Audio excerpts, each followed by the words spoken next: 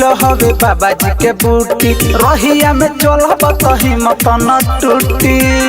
हे बम आब हो आव बम पिलो हई बाबा जी के बूटी रहिया में चलब तो हिम्मत न टूटी। अबहिया में दम आ जाई जे टन मार लेबो तू सबका से पहिले देव घर हो जलवा ढार लेबो। तू सबका से पहिले देव घर हो जलवा ढार लेबो।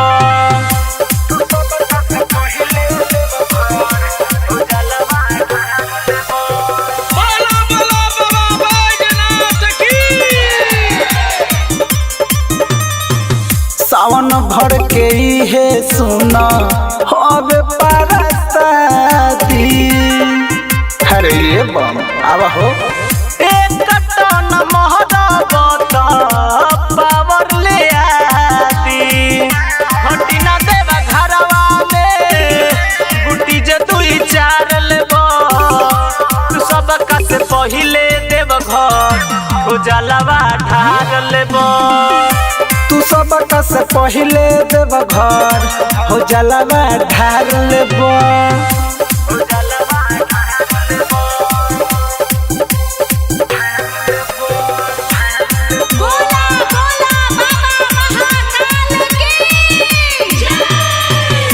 मारो चिलम मुकेश बम मिट्टी थकान हो।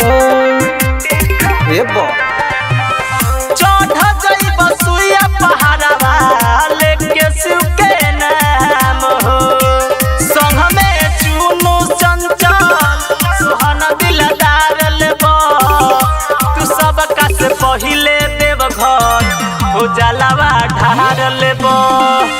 तू सबका से पहिले देव घर हो जलवा ढार लेबो।